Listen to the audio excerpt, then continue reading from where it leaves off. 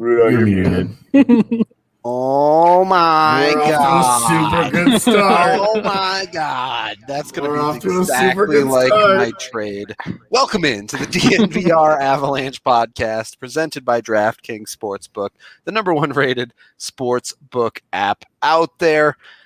Nathan Rudolph with Evan Rawal and AJ Haefele coming at you to talk about what we would do if we had the reins of the Colorado Avalanche, the madness that would ensue if we were able to make whatever trades we wanted in the NHL. It's not whatever trades we wanted. There's a relative degree of fairness here. We did our best to make them at least somewhat reasonable.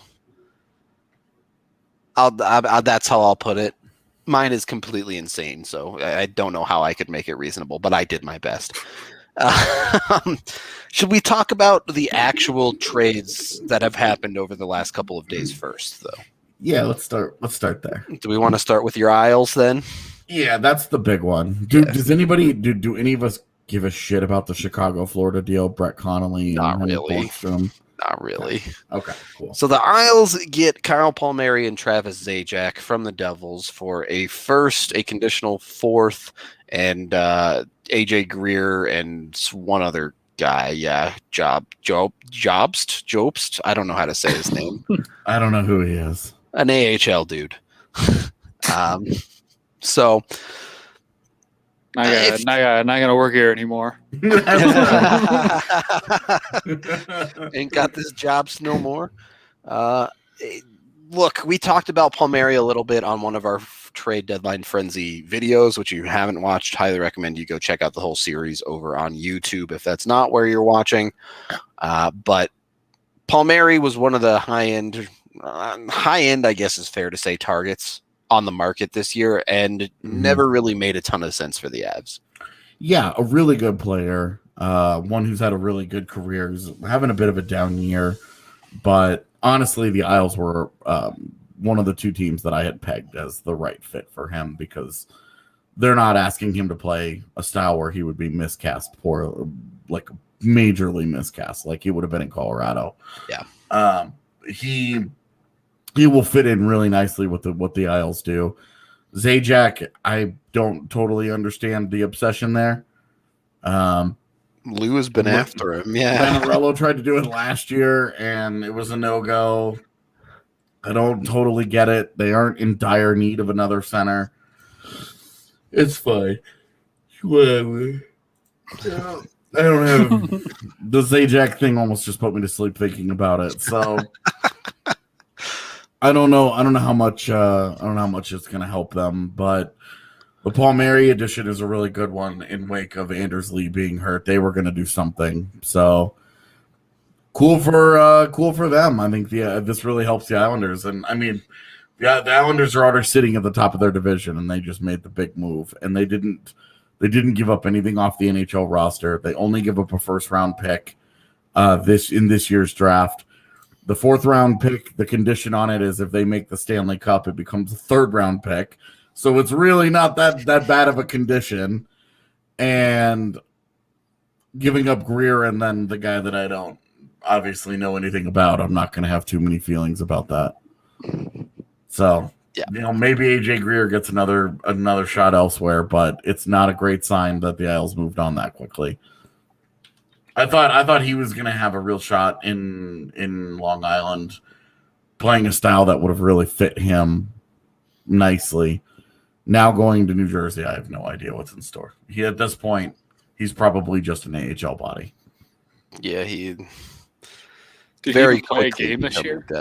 No, not in the NHL. Yeah.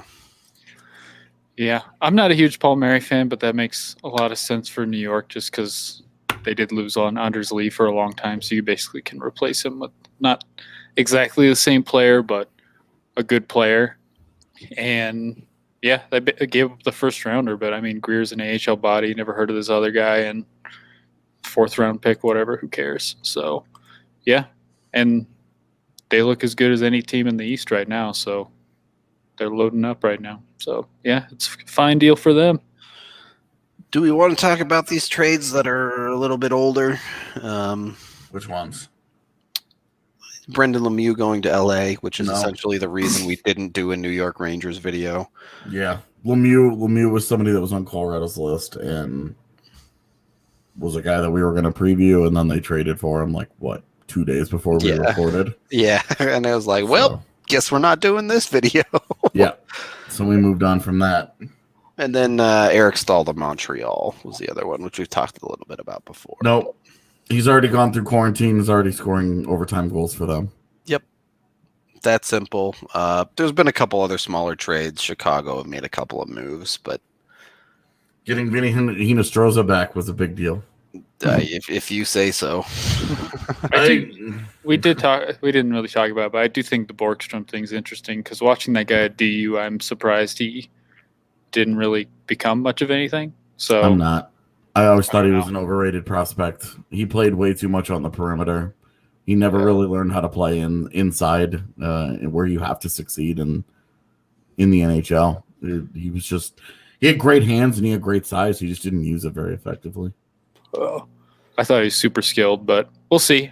He went back to Finland, I think. So his hands were so crazy. Yeah, I mean, it's basically just a free. You take on a contract and you take a chance on a former first round pick. And Chicago doing this whole. They've become what Colorado was, with the whole reclamation projects left and right. Yep. Loading up on first round picks from other places that people have given up on. I mean, you look at Dylan Strome and the bad Nylander brother. Now you have Borgstrom. Nikita Zadorov. Yeah, the third rehash of Big Z. They've just become the organization that takes the shot on those guys and hope that it works out. Yo, can I just say our background is kind of sick? It's the DNVR logo etched into ice. Good job, production team. It's awesome. Hey, thanks. In any case, I guess my question would be, are these deals indicative of what we expect for this deadline? I think a lot of people aren't expecting the big splashy moves to happen just because of the cap situation. Is it indicative of the deadline that Florida and Chicago only know how to deal with each other now? Well, you see what happens when Florida tries to deal with other teams. They get their pieces flipped. So yeah, it's like Chicago just decides they can only trade with one team at a time. So they did all those deals with Arizona for 3 years. And now it's Florida. Where it's okay. Hey, whatever you guys want to do. Yeah. It's hard to say any of it's working, but they're about to miss the postseason in a division that had Nashville punt on the first half of the season. Dallas has been too hurt to really get rolling. Wow, Dallas has 10 overtime losses. That's insane. Yeah, it's crazy how Columbus has had the worst luck ever, combined with obviously an atmosphere that could be generously described as toxic. And then generously toxic, jeez. None of us expected Chicago to do anything, so the fact that they were even at this close at this point kind of caught me off guard to begin with. So yeah, for sure. Yep. I just think it's funny that like half of their division, they tried to give it away to Chicago, and Chicago sucks so much still that it was just it's at least gonna be a race. Nikita Gusev sucks. Those are my thoughts. Don't disagree. He's not good. Oh, just you wait, Spence. Just wait. Just you wait, Spence. We have our own trades coming. So, spoiler alert: Jimmy Alexiak ends up in Colorado in at least one of them. Lots of interesting stuff will be going on in our trades. I do want to wrap up this first segment with looking at around the league, though, because you kind of skipped over my question of, do we expect to see any big names really move this deadline? I mean, it's funny because every deadline's a little bit different, but the big names, I mean, injuries are dictating a lot of this right now. Yep. because, Columbus has just gone through a rash of injuries. Riley Nash was going to be one of those guys. He was going to be this year's Nate Thompson. And now you have, Palmieri and Zajac go in the same deal. Those guys are off the board. There aren't really any big time defenders. Like David Savard is arguably the biggest named defenseman on the board. Only in the last 24 hours has anybody mentioned Jamie Alexiak's name. And if that's if that's a big name, where's my camera? That's a second, third-ish pairing guy. A solid 4-5 type of player. I'm the team that I'm shocked is not more involved in this is Anaheim. That's the team that I think should just be. They should be fire sailing right now. Buffalo. Buffalo's going to do what it's going to do with Taylor Hall and all of that, but Anaheim is the team between Raquel, Manson, Lindholm, Silverberg. Getzlaf has repeatedly said he doesn't want to go anywhere, so I don't think that's happening. I'm just surprised. I'm just surprised that Anaheim is just sitting around. This is a team that's done. They're 12 points out of the playoffs. They have a youth movement that's starting to get underway. There's all the reason in the world for this team to just start getting rid of dudes. Anaheim is actually their magic number is actually going to start getting it's not that far away. Yeah. And they're only I think their magic number is 20. Meanwhile, so any combination of losses and Colorado wins shrinks that. So an Avs regulation win tonight puts that down to 16. Instead of trading people or sitting people, they're playing Zegras in the AHL because he needs to learn how to play center, which is the most insane thing I've ever read. That was a really weird press release.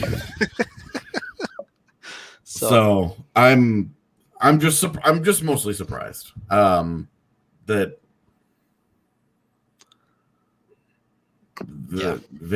they're just kind of sitting around. All of their guys have money and they have term, and that's I think what's causing the issue. Also, expansion draft problems are very real. So maybe once they get beyond the expansion draft and at the actual draft this year, maybe shit pops off. But until then, I don't know, man. I continue to think that Bob Murray just has absolutely no idea what he's doing, which is a really weird criticism for a guy who built a team that won a Stanley Cup.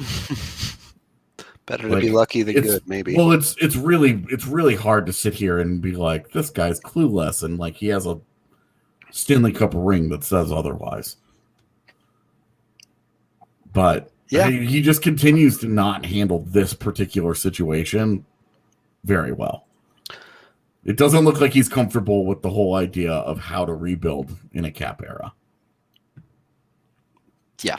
The cap era rebuild. That's the way to say it versus he's clueless, because the cap era rebuild has been a tripping up point for many, many, many GMs. So lots of guys that it just looks like it's foreign to them.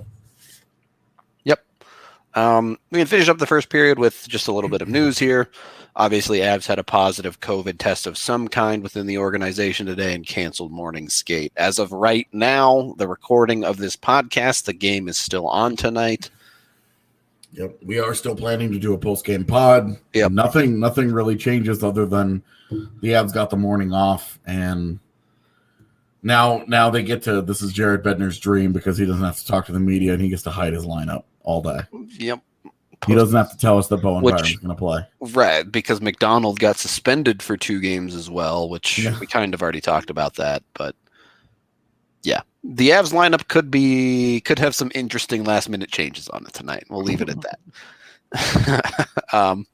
Anyway, we can take our first period break there, as we are, of course, brought to you by Gabi Insurance, gabi.com/DNVR. Head on over there to check out what you can save on Gabi Insurance when it comes to home and auto insurance. You deserve better. Lots of members and staff here at DNVR have put their policy to the test with Gabi, and when they did, Gabi saved them hundreds of dollars, somewhere from $300, in some cases over $1,500 saved. So they can really save you guys a ton of money all the way around. Highly recommend you check them out. If you haven't yet, they're just trying to find you the best rate on home and auto insurance. So go over there. It's completely free. Give it a try today and see just how much you can save. On average, customers save $961 per year, which you can use over at DraftKings Sportsbook to try to turn it into even more money. My pick of the week, gonna go with the hot hand right now, and I'm gonna take Nathan MacKinnon to score goal number 1 tonight, because the dude can't miss. The dude has been on fire. Nathan MacKinnon to score the first goal is plus 700 at the moment. AJ doesn't like it. AJ likes Kadri. Kadri plus 1150 to score goal number 1. I will tell you, in the insane dream that I had last night, Bowen Byram did score his first NHL goal. Ugh. Like halfway through the insanity that was taking place. I don't know how that fit in, but was the rest of your dream at least about hockey, or was it just like the apocalypse and then Bowen Byram scores his first goal? It was like watching it was kind of like watching a montage of my life. Okay, that's weird. All right. Yeah. Strange dreams and DraftKings Sportsbook bets. Get on it whether you want Kadri, MacKinnon, or any other Avalanche player, or like any player in the league in any game. You want to bet on them to score, you can do it at DraftKings Sportsbook. Of course, you can always bet on other sports as well. Head on over there. They also have amazing odds boosts every single day, including more UFC coming up very soon that you can bet on. Highly recommend it. Download the top-rated DraftKings Sportsbook app now and use promo code DNVR when you sign up to get a $1 into $100 bet on a basketball team of your choosing. All they have to do is hit a 3. So that's like a free $100. Just go do that. Use code DNVR.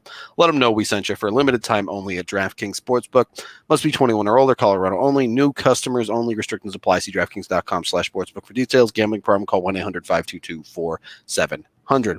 And when you win yourself a free $100, consider purchasing an annual subscription to DNVR, which gets you not only all of our amazing content, it gets you free merch, it gets you access to the DNVR lounge, it gets you access to big beers at the DNVR bar, and you can get a free Recover Holistic stick as well, which will take care of your CBD needs. You just dump it into your drink, give it a little swirl, it'll hook you up. You'll get rid of all those little aches and pains you have in your life. So go ahead, get signed up for a DNVR annual subscription today. If you're not sure about that, you can always get the monthly subscription. Your first sign up is like it's 50 cents or something for the first month. So if you just want to try it out, highly recommend. Go do that. Yeah, great all the way around on top of that holistic stick, just because we love you. Second period of the DNVR Avalanche podcast, presented by DraftKings Sportsbook. All right, gentlemen, who has the huevos to put their trade up first? So there was a mic'd up Nikita Zadorov thing for the Blackhawks the other day. Oh boy! And all I thought was, Evan has to be enjoying this. Do it. Especially the part where he knocked the guy down and was like, "Don't touch my goalie." And then as they were skating back to the bench, he was like, "What are you going to do about it?" He's like, "Come on, what are you going to do?" And it was like, "It's true." Well, yeah, I did enjoy that. I think it's hilarious that of all the things that he gets penalized for, he didn't get a penalty for that, it seemed like. But yeah, I did enjoy that. Does that mean I'm starting? Did you enjoy it enough to bring Big Z back to the Avs? That was, yeah. So I had 2 trades, and these would not happen at the same time. But yes, this is one. Bring my boy home. Bring him home. They just need a body on the back end, and yeah, I guess I don't know. We're waiting for it to pop up, but So what did you give for Z here? not much. Cheap Nikita Zadorov coming back. Yeah, it's a 4th round pick. Wow, that is cheap. Yeah. Wow. I have no sense of value. This is basically, and honestly, I would be if they did this, they wouldn't even have to freaking I guess give him a contract offer this summer. You could just let him go because they might not even have the cap space to do that. But this is basically get a body, get somebody you know who's liked in the locker room, and prepare for the stretch run. That's about it. Be pretty good flex on Stan Bowman to make that deal. Yeah. So basically get Sod and yeah, and then just bring pick. Zadorov back for a 4th, and you're like, well, enjoy Anton Lindholm. Oh man, Anton Lindholm in a 4th for Brandon Saad. What a deal. And like what 40 games of Zadorov in a year in which they missed the postseason. They got a couple games out of Gilbert too. Yeah. Wild. Absolutely wild. I mean, this was one for the people that want to get tougher. Yeah, the appeal is obvious, right? It's another defender who Byram has not been able to quite stay as healthy as we would have liked to have seen. I mean, you're looking at him in a hard bottom pairing role too, so you're not worried about playing many minutes on his off nights. To be honest, you're maybe looking at him as a guy that can take a couple of minutes from Ryan Graves in your top 4 if Byram's not going to be healthy and he's not going to get those minutes. It's one of those scenarios where you can play the hot hand a little bit, right? Like the dude having a good night can get those minutes. Yeah, so definitely, and it's Jacob McDonald and Dan Renouf, and, whatever the that carousel of dudes in that 60 spot. Yeah, exactly. That could finally come to an end, because if there's really one thing for Zadorov that you can't say much about, he was available to play. Yep. He really only hurt himself in that one practice. And I guess what I would say, is that you're avoiding dealing with his wild inconsistencies during the regular season and just basically getting him for the playoff run, where he seemed to always be ready to go for the most part in the playoffs. So when they're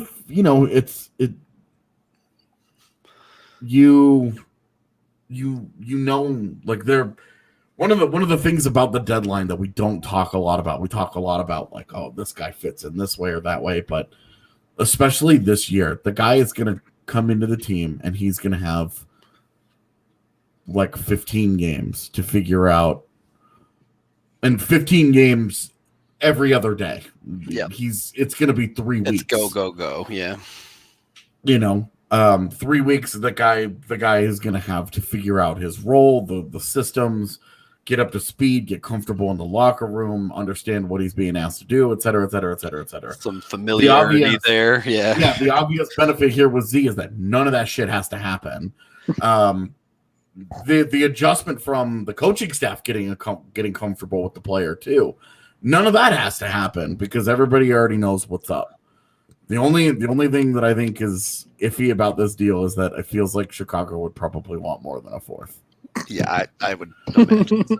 Fine, they can have a 3rd, whatever. Yeah, well, and like that's the thing is it's like, okay, well, how much more? And it's like, well, I would offer a 3rd. Not that significantly more. Yeah. And if they were like, give us a 2nd, I'd be like, no.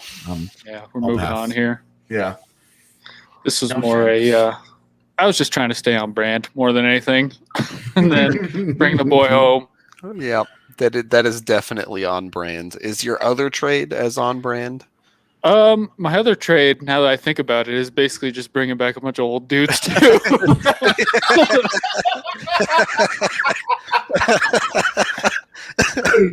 So you call up about Jonathan Bernier, and you say, "Hey, you know what? I'll give you Comfer. He's on the 4th line now. You can have a 3rd round pick. I don't care." And you just say, "Hey, what's Patrick Nemeth doing these days?"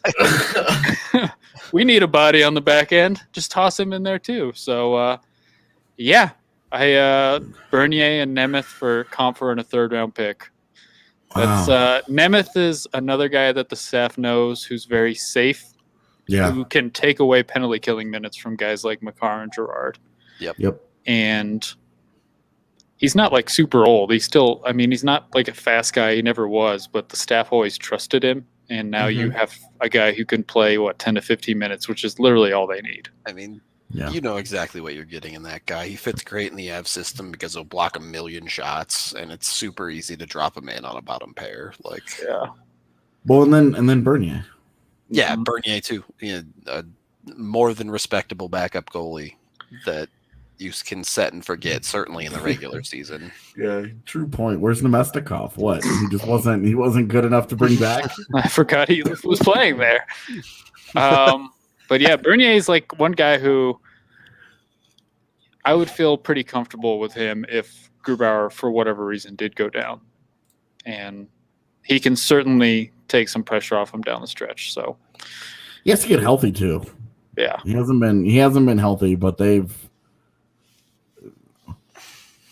don't know, they haven't been like it's a long-term injury, but I mean right now it feels like he fits in on the Avs mostly because he's hurt than because he can help them. But if they're confident that he would be healthy soon, then fine. Yeah, right. It's no big deal. Just like the real NHL pursuant to passing physicals. And people talking about Nemeth. I mean, when Nemeth was here, what was he playing? Like 20 minutes a night? He was playing on a bad defense that needed guys to play. That would not be the case. 4, yeah. He'd be a pure 3rd pairing defenseman that you throw out there, especially for penalty killing to eat minutes. So. Yeah, I don't think the Avs are going to be doing anything big. So this is just purely a depth guy that you're bringing in to not play Dan Renouf and Kyle Burrows. I feel like JT Conver getting traded is going to be a common thing today. Yep. So for the record, we did not share with each other what our deals were, and except based on IZ deal. Based on Rudo's reaction right there, all 3 of us have traded JT Conver. Yep. He gone. So at least there's one theme. It looks like Chet supports the Bernier Nemeth trade quite a bit. So Evan's got the fan favorite vibe going for him so far. Were they fan favorites? I don't know. Should we go to my insanity next, I guess? So I went for the full fire sale.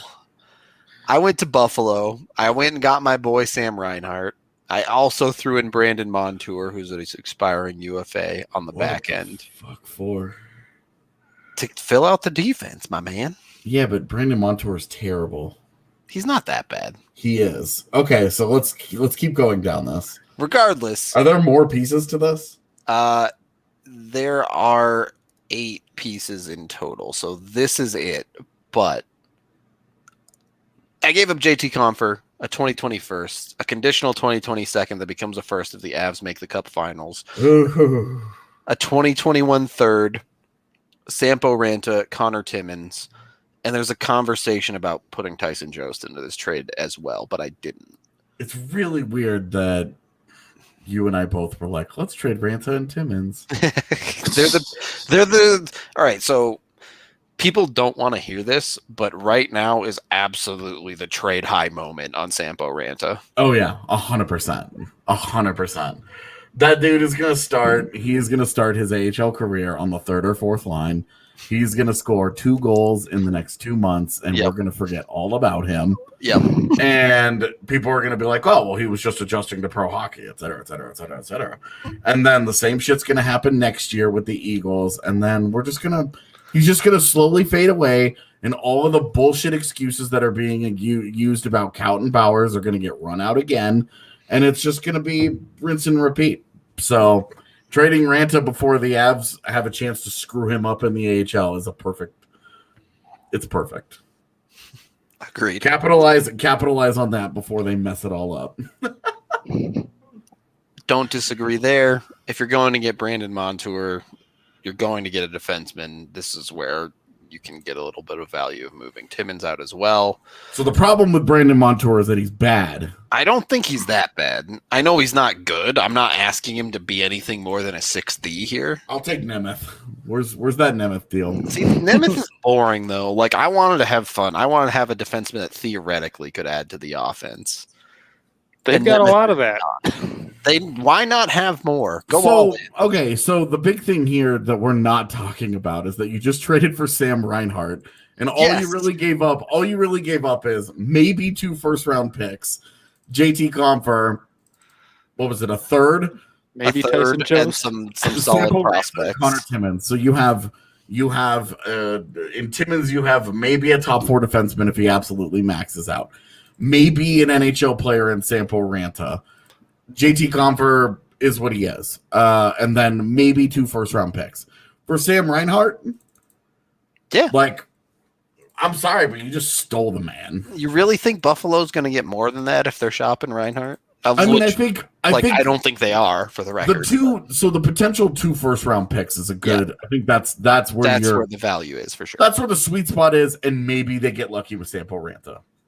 Mm-hmm. And then, like, Connor Timmins plays for the next 5 years in Buffalo. Immediately drops into their lineup. Yeah, maybe he ends up being like a really quality piece. I don't have any idea. But because you didn't really touch the roster here, where does Reinhart play? I touched JT Compher. That's very simple. So he plays on your 4th line on the right wing. Next no, you be taken out of context very badly. This is what I'm asking. What did you get Reinhart to do? I got Reinhart. He's an easy replace Brandon Saad next year. I get that part of it. But what does he do for you right now? You drop him in on the second line, I think, and you just make it work. You put Brandon Saad on the 3rd line, or you drop Burakovsky to the 3rd line. You put him in the blender and you just go.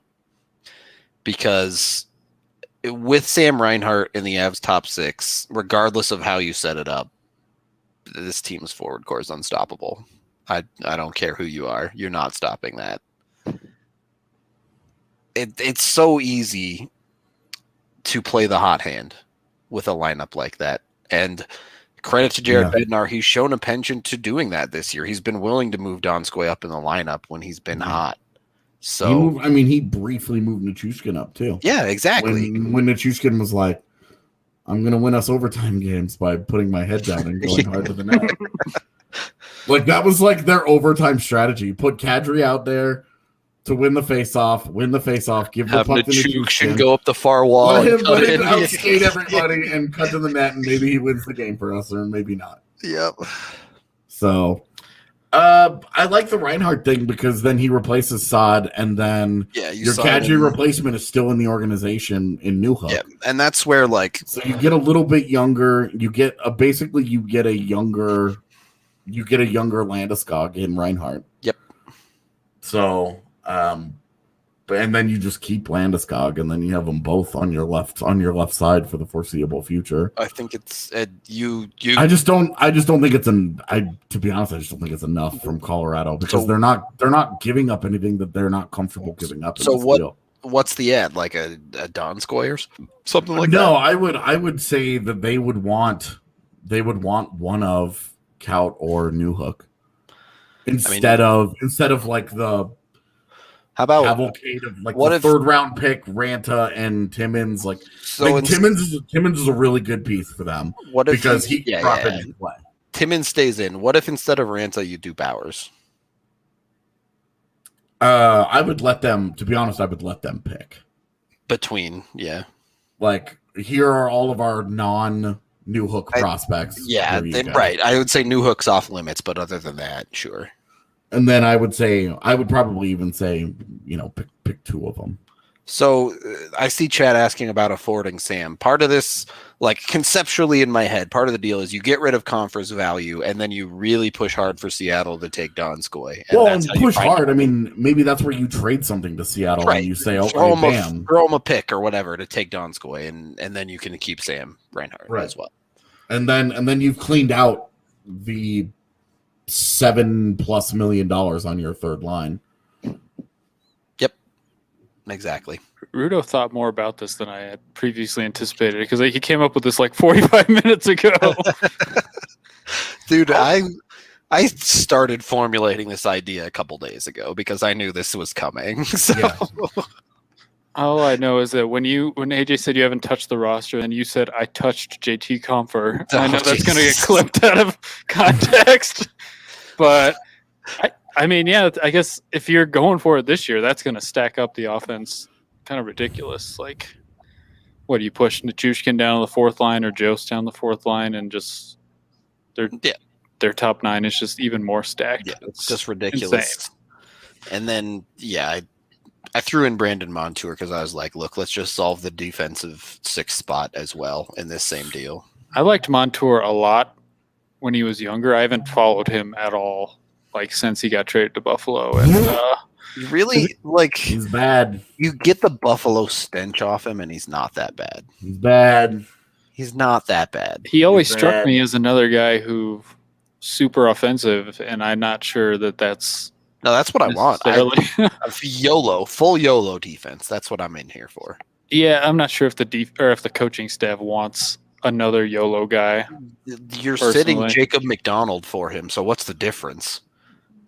Then just play Jacob McDonald. Jacob McDonald's on-ice results aren't atrocious. Okay. All right. Brandon Montour's are.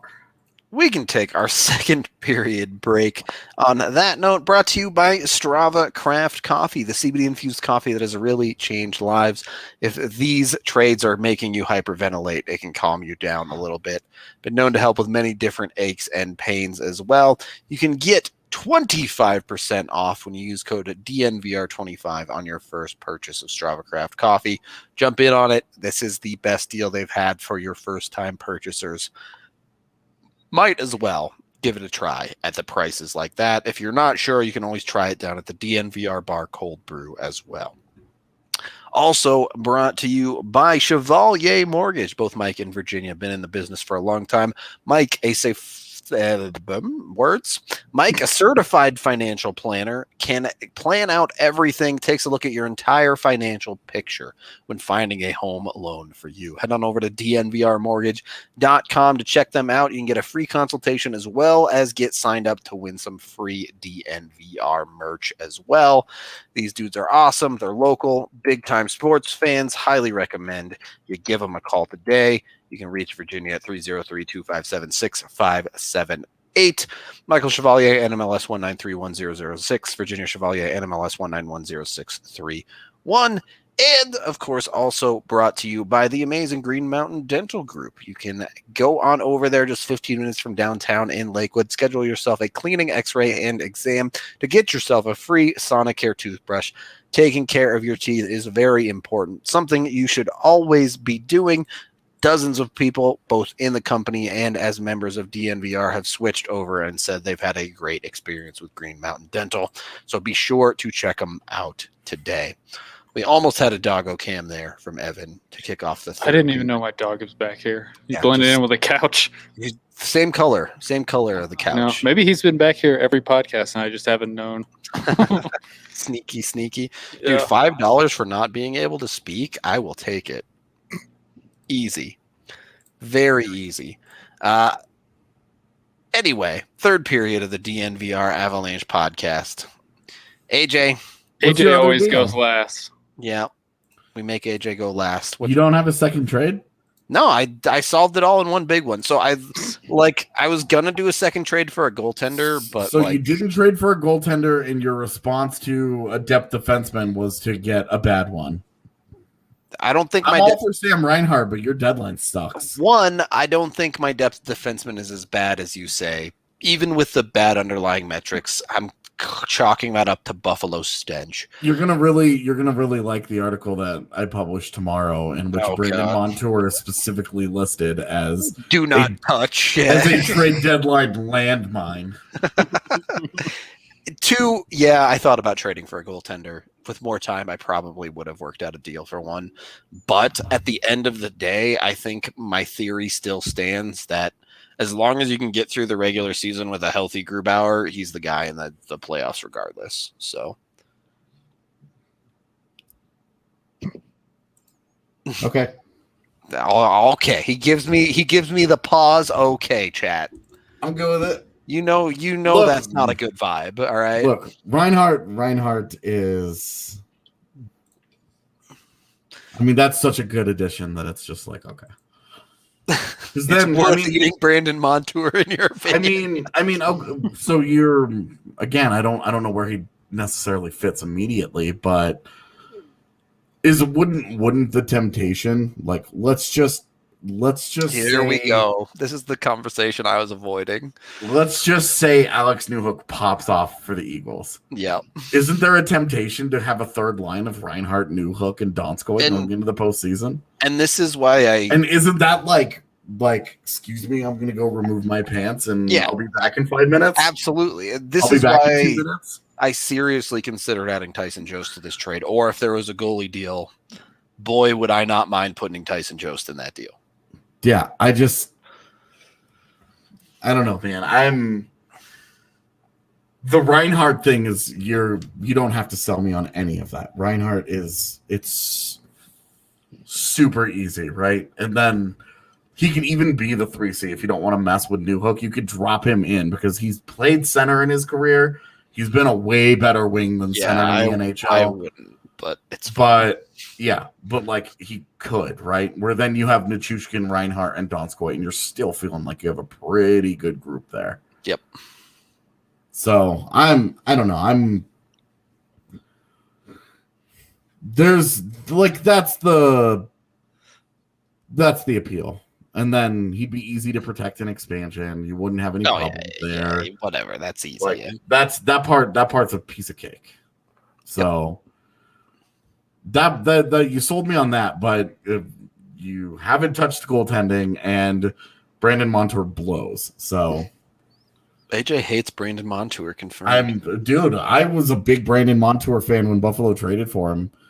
And then he played for Buffalo, and it was like, okay, well, I feel like this guy's horrible. I feel like you trying to defend Ryan Graves right now. This is what this feels like. To be on the other side of this, I understand now.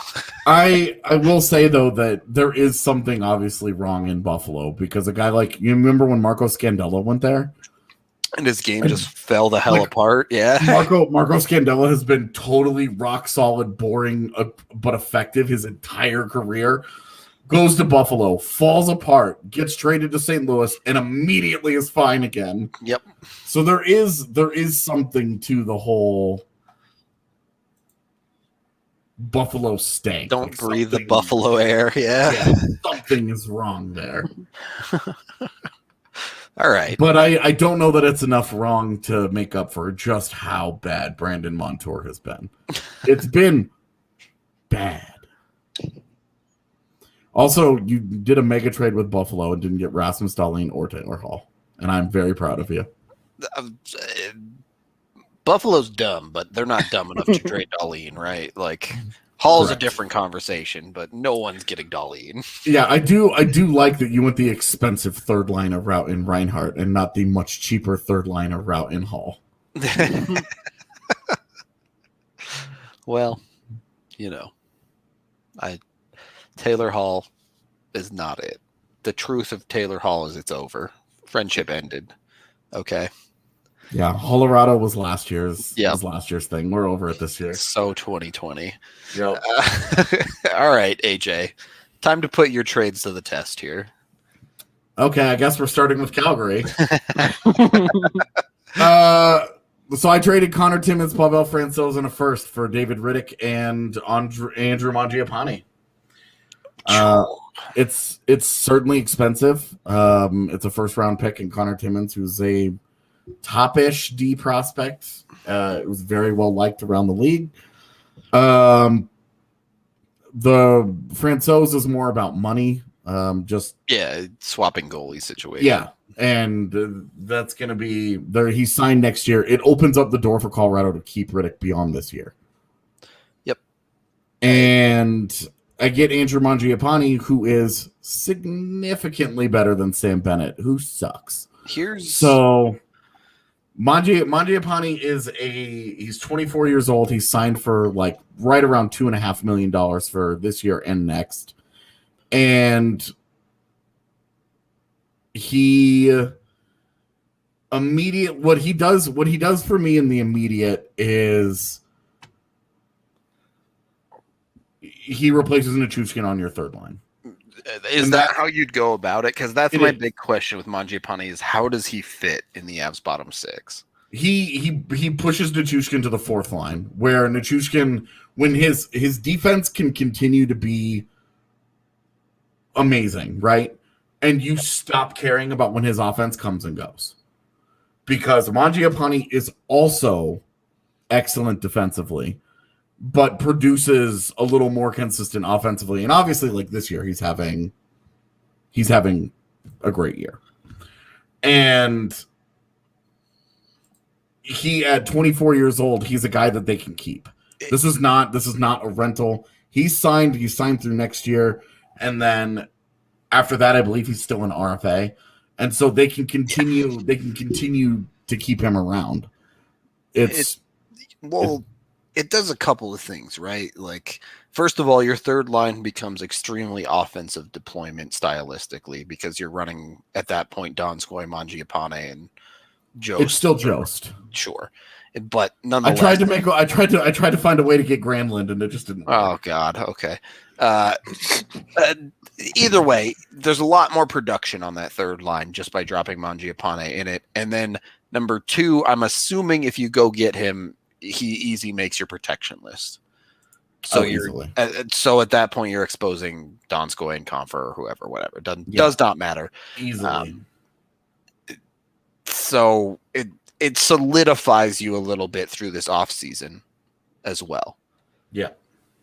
Evan, Rittich or Mangiapane thoughts? Mangiapane is good. I'm wondering why Calgary would even trade him right now, I guess, but it's mostly because one, they're getting a first round pick out of this, and two, they're getting Connor Timmins, who they can drop into their defense immediately, and they get a backup goaltender for $2 million for next year in Pavel Francouz. So I've addressed their goaltending for next year.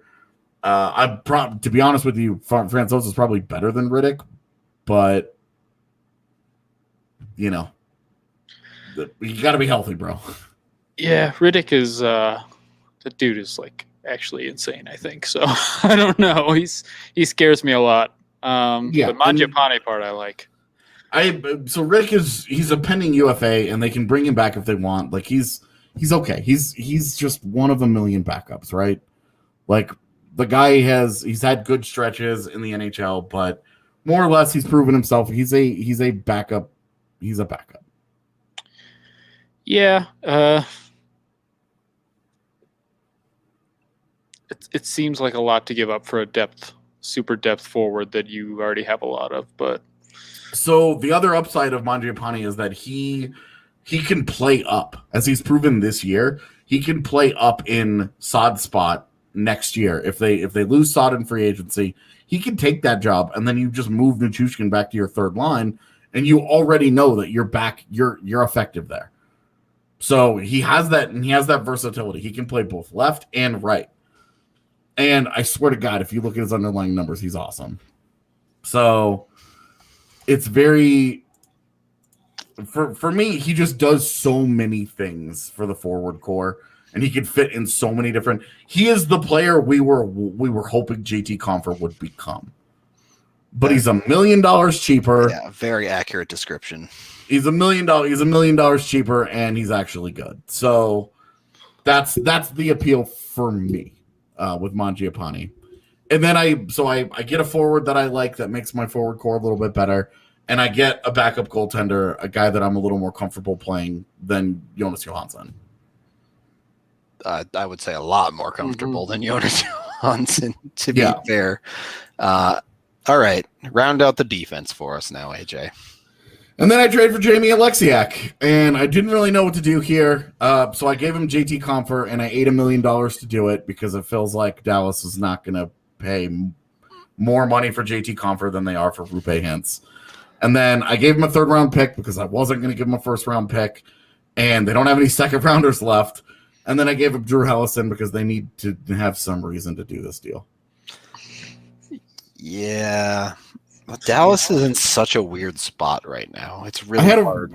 I had a really hard time coming up with value that I thought was fair. This feels like too much for me, but I agree. Without the second round pick would have been perfect. So without second round picks, I really struggled on this one. This is the dream of the Avs not having a pick for what, 6 rounds, 7 rounds? Yeah, they go both AJ and I traded the first and the third this year because we don't want to cover the draft. Yeah, I definitely think this is a little bit of an overpay. It's definitely because there's a good chance you lose him either in free agency because he's a pending UFA or to Seattle expansion draft. Yeah, and then it's like, okay, what did you gave up JT Compher, which you were fine giving up. And then a third round pick, you're fine giving that up for a rental. Like, you're comfortable with those two, but the Drew Helleson one really hurts. But I didn't know what else to put there. Do I put another third round pick in there? I don't know why Dallas says yes to that. They'll get better offers than that. Yeah, it's awkward because the Avs don't have like that third or fourth round defenseman that they could just throw on the block, right? Yeah. I thought about Rawal, but I was like, nope. It's too deep. There's no value there. Yeah. Nope. It has to be Helleson, and I already traded Timmins. So I couldn't also include Timmins in this deal. Timmins would have been the perfect fit because I think he would legit help Dallas immediately, and he would fit in with how they play.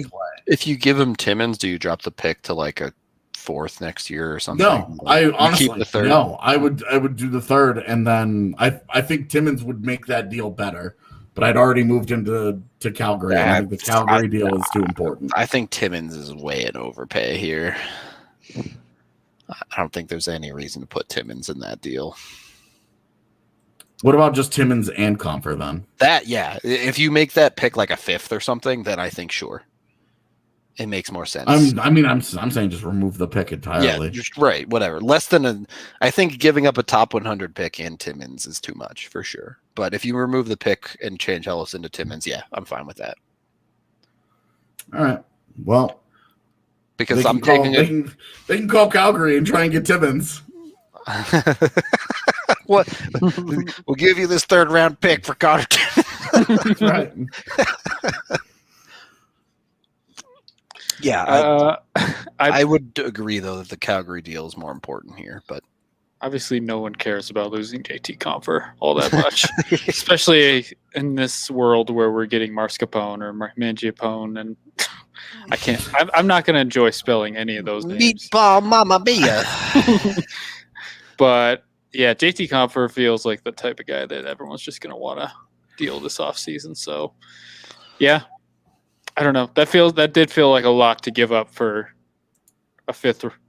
I guess you're assuming a fifth defenseman or something like that. So yeah, and then so basically he kind of just takes Ryan Graves' job. Yeah, and not that Graves still plays, but you know, yeah. I'm just sitting here talking about Connor Timmins, and I'm just like, yeah, are the Avs kind of over him right now? Like, they're playing all these random defensemen and not even calling him up. So are they even going to miss him if they deal him? So yeah, that deal in a nutshell feels like an overpay for me, more so than the first trade. It definitely is. Yeah. I mean, full stop. Yeah. There's no doubt in my mind that that's an overpay. All right. Pretty simple, straightforward stuff there. That deal appeases the size queens who are like, look at how big Mangiapone is, and like, whoa, why are we trading for a small guy? Oh, we're gonna trade for a 9-foot defenseman? Okay, then it's okay. Yeah. Those guys are. I mean, those are the guys that aren't gonna care what they do as long as. I mean, Mangiapane would be a guy that they would hate immediately, and then it doesn't matter what he does; they'll continue to be mad about it because he doesn't play with enough grit. Go throw a 5th round pick at Washington for Chara, which they have no reason to trade Chara, but you know, Mangiapane. Just get him. just. AJ's struggling right now. Yeah, it would be Mangiapane's like He's your bae. Yeah, he's the dream. What happened to Colin Blackwell? I thought he was your bae. Yeah, well, if I get Andrew Mangiapane, I'm not also getting Colin Blackwell. Well, yeah, I'm it's not, one or the other for sure. Yeah. Yeah, I'm not doing both. So I think the Avs should trade for Connor Garland. But, I mean, obviously Arizona won't do anything right now because they're in the hunt. But it would be so tough for them to trade Garland to Colorado specifically right now. Because, like, there goes their highest scoring player.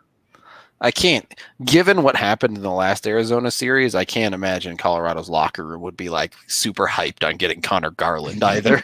I mean, I imagine, let's be real. Like, if they were like, hey, this guy can help us, I mean, you bury that hatchet. Oh, for sure. But I think as soon as he entered the locker room, someone would throw something at him as a joke just to lighten the mood.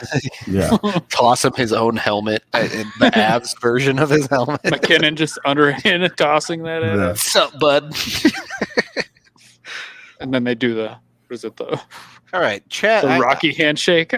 Chat, we need your opinion on this. Does Alex Iafallo meet the male model standards of Colorado or not? Is he hot enough to be an Av? Because there's some contention in the community whether Iafallo is hot enough or not. What? From whom? There's a bunch of people in your channel that do not agree with your take that he's hot enough. What? Yeah. Have you not read this?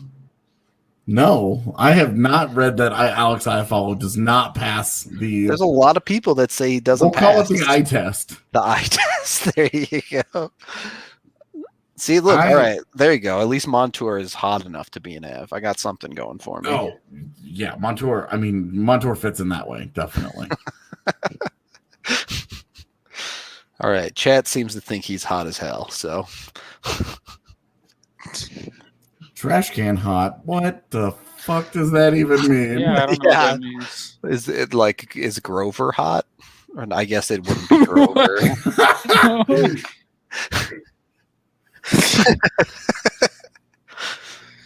I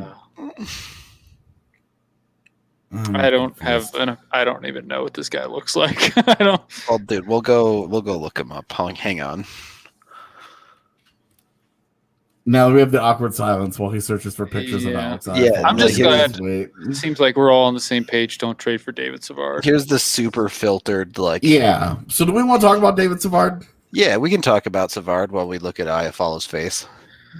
Like, come on. You're going to tell me that guy's not hot enough to be an Av? Yeah, he fits. Really? Come on, chat. Have my back on this. He's fine. I don't love the hat look for him, to be honest. But all right, so David Savard. Anyway, Savard isn't hurt. He's getting healthy scratched, literally to avoid getting hurt. Yeah, he's fine. And between the moment that I mentioned his name and now, he has gotten slower. That's kind of what's happening here. And he just got slower. Yeah. Guess what just happened? He got a little slower. That's a guy who I get why people would want to trade for him, but I feel like if they got him, he would look very badly out of place playing in this system. All right. Counterpoint to Iafallo's attractiveness, this photo. Yeah, it's a bad day. That's why he wears a hat. That's a bad day for picture day. It's not great. Yeah, I made the foolish mistake of thinking I want Bobby Ryan, and then Bobby Ryan got out for the season. That happened too. But the main conversation here, David Savard to fill that depth defenseman role for the Avalanche. Look, make no mistake about the Columbus connection. That is right there. What's your feel? AJ, how do you feel about it? Do you think it's a decent fit? David Savard? Yeah. As a player, he fits in a lot of ways. The penalty killing, not going to provide any kind of offense, plays on the right side, et cetera, et cetera, et cetera. They're checks a lot of boxes, but can't skate anymore. Yep. I just don't know how you get around that. Agreed. Yeah, Meeks is taking the chat here. If you can get Kulikov for a similar price point. Well, so I was looking at Kulikov stuff too, and his PK, specifically the PK stuff, it's not any good. I don't think you're too worried about his PK stuff, though. Like, Well, then why are you getting him? You're getting him as a hard 6, right? To be more reliable. If you're getting a depth defender, you need one that's going to play on the PK for you. Do you? And yeah, because you don't want to be throwing Girard and McCarr out there. That's the whole point of it. I guess you could make the argument that you just play Jacob McDonald if you're not doing that. Right. If you're not getting somebody that's going to play on your PK, then why make the move at all? Yeah, that's fair. Worse than Graves skating? Yeah, I think he's a worse skater than Ryan Graves. Well, and realistically, that could be your third pairing. Of slow and slower. Yeah. Do you want that? Is that a good thing? The answer's hell to the no. And if you try and mitigate it by putting Byram next to Savard, then first of all, Byram's got to get healthy. Yep. That would be a good start. Mike Riley was another guy that I looked at. Mike Riley fits very much in the good skating, can help them in a lot of ways, but his PK sucks too. Yeah, Graves would absolutely play over Jacob McDonald. Don't kid yourself. Yeah, that's just go look at their production. If you think that that's even remotely in question right now, just go look at their minutes right now. McDonald is fun, but Graves has significantly outproduced him on the ice. So yeah, and we're also talking about the penalty kill here. They're going to play him. Yeah, Graves is for nothing else. Staple number 1 on the penalty kill right now, basically. Yeah, well, it's Graves and Taves. Like those guys are going to play. Yep. So that's happening. I would be all for, to be honest, if they wanted to go and get Mike Riley and a guy to play on the PK, and a Kulikov, fine. Nemeth. Fine. Dude, if it's Nemeth, fine. I just going through all of these guys and looking at their actual individual impacts on PKs, and I went through 30 of them before we started the show. And Alexiak was the one who, not only was it actually a positive number, but it was a huge jump with him on the ice. And so I'm like, okay, Alexiak's the guy then. That's the guy. I'm overpaying a little bit, but he makes sense. All right. On that note, I'm looking forward to the Avs trading for absolutely none of the people we mentioned, or trading out none of the people we mentioned on today's show. Yeah. What's the AHL deal that they make? Yeah, be like, who can you throw around there? Nick Henry for somebody's 6th round pick or something. Yeah, the AHL deals are so random that it's impossible to try and even take a stab at it. I'm just so ready for us to have done an entire trade deadline series in 2 live shows to have them do nothing. Oh yeah, they're not going to do. We're completely. It's not going to happen. For the record, that is 100% happening. By the way, if you want to come hang out while nothing happens on trade deadline day, chat, we will be live for a decent portion of the day on Monday afternoon, I believe. So, Monday morning. Yeah, probably 11. Yeah. The deadline is at noon, I believe. Is it at noon Mountain? Eastern? Yeah. So maybe even 10, 9 a.m. Yeah. Yeah. So we're planning on doing I have told production it was 10 a.m. that we would be going live. So there you go. If it's me for an hour while Rudo sleeps, then that's fine too. I'll be up for trade deadline day. It's like a holiday for me. I get up at 6 a.m. on deadline day. The one day of the year that I get up before the sun. They're gonna. I'm trying to figure out who their AHL deal is. It's gonna be Sheldon Dries for Seth Griffith. Why Seth Griffith? Because he plays in the Eagles division, so their scouts see him a lot. There it is. All right. And he's 28, and he's already signed. It'll be a Chris Stewart special, and it'll be for Bokanji Mama or somebody who can throw hands. Oh, you think so? Yeah, So Adam Cracknell? that'll work. Yeah, he's like, how old guy's is gotta he be like now? 40 yeah, now. He's 35. This guy's been kicking around for years. He's 35. all He's right. still playing? He's under. I was just looking at the Condors roster. There you go. On that note, we're going to get out of here for the day. Hope y'all enjoyed our YOLO trades. As I mentioned, we'll be live Monday morning to talk a lot about the trade deadline. We'll also be live again tonight, post-game, hopefully, to talk about Navs win. But either way, And we'll be at the bar on Sunday. Bar on Sunday as well. So if you want to come hang for the game on Sunday, highly recommend. We will be down there. Come say hi. Be sure to like and subscribe on the YouTube channel. That does a ton for us, especially on the main channel here. If you're new, this is our channel going forward. So, yeah, do the stuff. Go watch our trade deadline videos. Love, peace, and Manscaped. I don't know. Have a good rest of your day. We will talk to you guys tonight.